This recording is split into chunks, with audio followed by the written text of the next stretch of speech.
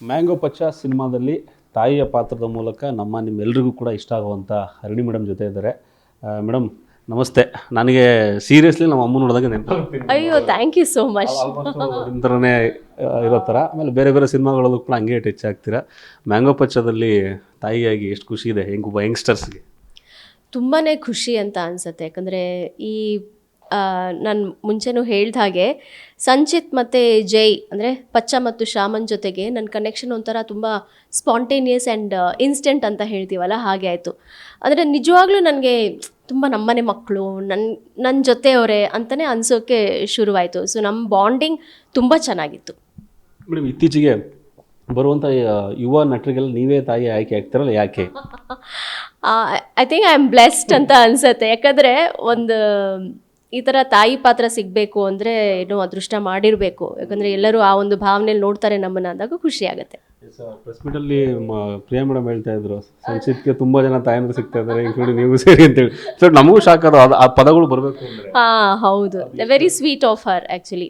ಅವರು I think as a producer also ಅವರು ತುಂಬಾ ಒಂದು ಇಡೀ ಪ್ರಾಜೆಕ್ಟಿಗೆ ಒಂದು ಗ್ರೇಸ್ ತೊಗೊಂಬಂದಿದ್ದಾರೆ, ಒಂದು ಫೀಮೇಲ್ ಪ್ರೊಡ್ಯೂಸರ್ ಆಗಿ. ಆ್ಯಂಡ್ ಅಫ್ಕೋರ್ಸ್ KRG ಅವರು ಕೂಡ ಎರಡೂ ಸಂಸ್ಥೆ ನಮ್ಮ ಎಲ್ಲ ಆರ್ಟಿಸ್ಟ್ಗಳಿಗೂ ತುಂಬ ಕಂಫರ್ಟಬಲ್ ಫೀಲ್ ಮಾಡಿದ್ರು. ಆ್ಯಂಡ್ ತುಂಬಾ ಹೋಮ್ಲಿ ಆಗಿತ್ತು ಅಟ್ಮಾಸ್ಫಿಯರ್.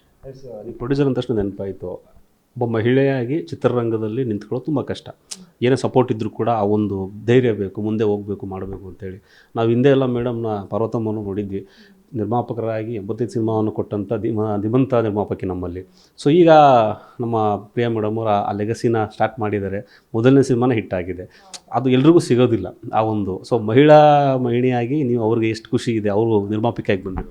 ನನಗೆ ಆ್ಯಕ್ಚುಲಿ ತುಂಬಾ ಖುಷಿ ಅನಿಸುತ್ತೆ. ಯಾಕಂದರೆ ನಾನು ಆಗಲೇ ಹೇಳ್ದಾಗೆ ಅವ್ರ ಒಂದು ಆರಾ ಇದೆ, ಅವರಲ್ಲಿ ಒಂದು ಗ್ರೇಸ್ ಇದೆ, ಮತ್ತು there is a hidden strength, ಶಕ್ತಿ ಇದೆ. ಐ ಥಿಂಕ್ ಅದು ಒಂದು ಹೆಣ್ಮಗಳು ಅಂದ ತಕ್ಷಣ ಐ ಥಿಂಕ್ ಅದು ಬರುತ್ತೆ ಅಂತ ಅನಿಸುತ್ತೆ. ಅದೆಲ್ಲ qualities it starts showing up.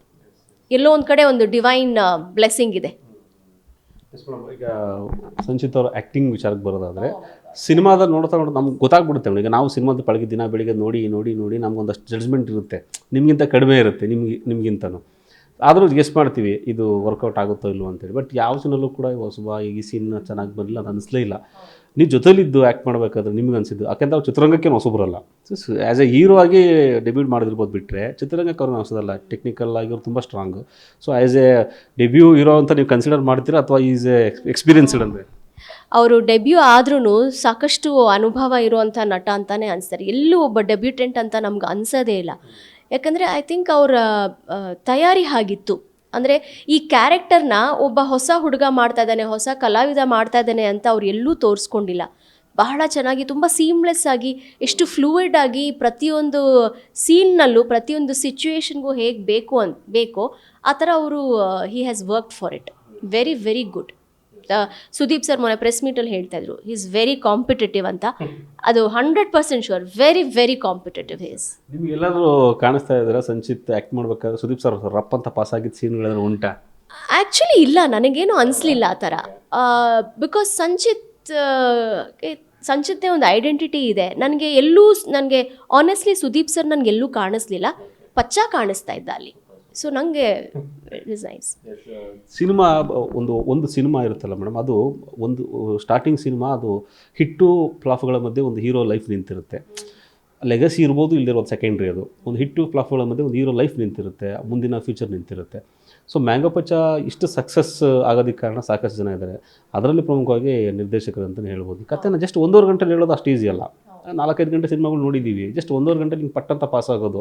ಇವತ್ತು 2.5 ಗಂಟೆ ಕೂರೋ ಕಾಲ ಹೊರಟೋಗಿದೆ, ಎಲ್ಲ ಇನ್ಸ್ಟಾಗ್ರಾಮ್ ರೀಲ್ಸ್ ಸೆಕೆಂಡ್ಸ್ ಕಾಲ ನಡೀತಿದೆ ಇವತ್ತಿಗೆ. ಸೊ 1.5 ಗಂಟೆಲಿ ಕೂರಿಸುವಂಥದ್ದು ಮತ್ತು ಅದನ್ನು ಕನ್ವೆ ಮಾಡೋವಂಥದ್ದು ವಿವೇಕ್ ಅವ್ರ ಹೆಸರೇ ಹೇಳೋ ಹಾಗೆ ವಿವೇಕ ಇದೆ ಅವ್ರಿಗೆ ತುಂಬ.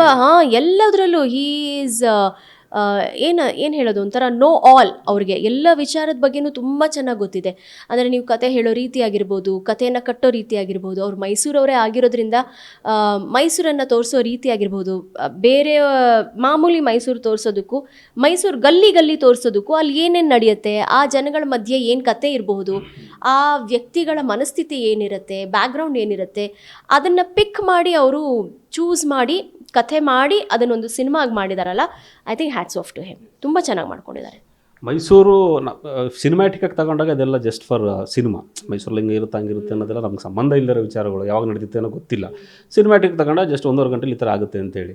ಬಟ್ ಒಂದಷ್ಟು ಜನ ಕ್ವಶನ್ ಮಾಡ್ತಾರೆ, ಇಲ್ಲ ಹಂಗಿತ್ತ ಮೈಸೂರು ಹಿಂಗಿತ್ತ ಅಂತೇಳಿ. ಸೊ ಅಂಥ ಕೆಲ ನಾನು ಹೇಳೋದೇನು ಗೊತ್ತಾ, ಈಗ ನಾವು ಮುಂಚೆ ಸಿನಿಮಾ ಹೇಗೆ ನೋಡ್ತಾ ಇದ್ವಿ, ಕತೆ, ಎಂಟರ್ಟೈನ್ಮೆಂಟ್, ಏನೋ ಒಂದಿದೆ ಹೋಗಿ ಕೂತ್ಕೋತೀವಿ. ನಾವು ಯಾವಾಗ ಒಂದು ಕಾಂಟೆಂಟ್ ಅಂತ ತಂದುಬಿಡ್ತೀವೋ, ನನಗೆ ಸಿನಿಮಾಕ್ಕೆ ಕಾಂಟೆಂಟ್ ಅಂತ ಹೇಳೋಕ್ಕೆ ಇಷ್ಟನೇ ಪಡಲ್ಲ ನಾನು. Because cinema is entertainment, story, emotions, feelings ಎಲ್ಲ ಇರಬೇಕು. ಸೊ ಇದರಲ್ಲಿ ಎಲ್ಲನೂ ಇದೆ. It is a story. So ನಾವು ನೋಡ್ಬೇಕಾದ್ರೆ ಹೇಗೆ ನೋಡ್ತಾ ಇದ್ವಿ ಮುಂಚೆ, ರಾಜ್ಕುಮಾರ್ ಅವ್ರ ಸಿನಿಮಾ ಆಗಿರ್ಬೋದು, ವಿಷ್ಣುವರ್ಧನ್ ಅವ್ರದ್ದು, ಅಂಬರೀಷ್ ಸರ್ದು, ಯಾರದೇ ಆಗಿದ್ರು ಹೋಗಿ ನೋಡ್ತಾ ಇದ್ವಿ. ಕತೆ ಸಖತ್ತಾಗಿದೆ, ಸಿನಿಮಾ ಚೆನ್ನಾಗಿದೆ, ಕತೆ ಚೆನ್ನಾಗಿದೆ. So this is also like that. ಒಳ್ಳೆ ಕಥೆ ಇದೆ. ಎಸ್ ಮೇಡಮ್, ಸುಮಾರು ಜನ ಸಿನಿಮಾಗೆ ಇನ್ನೂ ಥಿಯೇಟ್ರಿಗೆ ಹೋಗಿಲ್ಲ, ನೋಡೋಣ ನಾಳೆ ನೋಡೋಣ ನಾಡ್ದು ಹೋಗೋಣ ಅಂತಿದ್ದಾರೆ. ಸೊ ಆ ಥರ ಮತ್ತು ನಿಮ್ಮನ್ನು ಫಾಲೋ ಮಾಡೋವಂಥದ್ದಷ್ಟು ಜನ ಅಭಿಮಾನಿಗಳು, ನಿಮ್ಮನ್ನು ಫಾಲೋ ಮಾಡೋವಂಥದ್ದಷ್ಟು ಜನ ಗ್ರೂಪ್ಗಳಿಗೆ ಒಂದು ಆಹ್ವಾನ ಕೊಡ್ಬೋದು ಆಫ್ಟರ್ ರಿಲೀಸ್. ಎಸ್, ನಮ್ಮ ಮ್ಯಾಂಗೋ ಪಚ್ಚ ಚಿತ್ರಕ್ಕೆ ಒಳ್ಳೆ ರೆಸ್ಪಾನ್ಸ್ ಸಿಗ್ತಾ ಇದೆ, ಉತ್ತಮ ಪ್ರತಿಕ್ರಿಯೆ ಬರ್ತಾ ಇದೆ. ಇದನ್ನು ಇನ್ನೂ ಹೆಚ್ಚಿನ ರೀತಿಯಲ್ಲಿ ಯಶಸ್ಸುಗೊಳಿಸೋದು ನಿಮ್ಮ ಕೈಲಿದೆ. Please don't miss this experience. ಈ ಅನುಭವವನ್ನು ಅನುಭವಿಸಿಯೇ ನೀವು ಅನುಭವವನ್ನು ಪಡ್ಕೊಳ್ಬೇಕಾಗತ್ತೆ. ಅದಕ್ಕೆ ನೀವು ಮಾಡಬೇಕಾಗಿರೋದು ಥಿಯೇಟ್ರಿಗೆ ಹೋಗಬೇಕು, ಟಿಕೆಟ್ ತೊಗೊಂಡು ಚೇರಲ್ಲಿ ಕೂತ್ಕೊಂಡು ಹಾಯಾಗಿ 1.5 ಗಂಟೆಗಳ ಕಾಲ ಪಚ್ಚನ ಜಗತ್ತಲ್ಲಿ ನೀವು ಒಂದು ಸ್ವಲ್ಪ ಹೊತ್ತು ವಿಹರಿಸ್ಬನ್ನಿ. Thank you madam, thank you. ಇನ್ನಷ್ಟು ಸಿನಿಮಾಗಳಲ್ಲಿ ತಾಯಿ ಮೂಲಕ ನಮ್ಮನ್ನು ರಂಜಿಸ್ತಾ ಇರಿ. ಸಾಧ್ಯ ಆದರೆ ಬೇರೆ ಇನ್ನೂ ಪಾತ್ರಗಳನ್ನ ಮಾಡಿ ಹೀರೋಯಿನ್ ಆಗಿಬಿಡಿ, ನಮಗೇನು ಅಬ್ಜೆಕ್ಷನ್ ಇಲ್ಲ. Yes, all the best madam, thank you. ಮತ್ತಷ್ಟು ಸಿನಿಮಾಗಳನ್ನ ಮಾಡಿ. ಎಸ್, ಇದು ಹರಣಿಯವರ ಮಾತು. ನಿಜ, ಅವ್ರು ಹೇಳಿದಾಗೆ ನಿಮ್ಮ ಜಸ್ಟ್ ಎಂಟರ್ಟೈನ್ಮೆಂಟ್ 1.5 ಗಂಟೆ ಅಲ್ಲಿ ಏನೋ ಲಾಜಿಕ್ಗಳು ಹುಡುಕೋದು, ತೀರೋ ಅತಿ ಬುದ್ಧಿವಂತರ ಥರ ನೀವು ಸೈಂಟಿಸ್ಟ್ಗಳ ಥರ ಆಗೋದೇನು ಬೇಕಾಗಿಲ್ಲ. ನೀವು ಜಸ್ಟ್ ಸಿನಿಮಾ ಎಂಟರ್ಟೈನ್ಮೆಂಟ್ ಮಾಡ್ಕೊಂಡ್ರೆ ಸಾಕು, ಮಸ್ತ್ ಮಜಾ ಇರುತ್ತೆ. ಅದ್ರಲ್ಲಿ ಜಸ್ಟ್ 1.5 ಗಂಟೆ, ನಿಮ್ಗೆ 2.25 ಗಂಟೆ ಕಾಲ ಹೋಯಿತು, 1.5 ಗಂಟೆಗೆ ಬಂದಿದೆ. 1.5 ಗಂಟೆಯಲ್ಲಿ ಆರಾಮಾಗಿ ಸಿನಿಮಾನ ಎಂಟರ್ಟೈನ್ ಮಾಡ್ಕೊಂಬರ್ಬೋದು.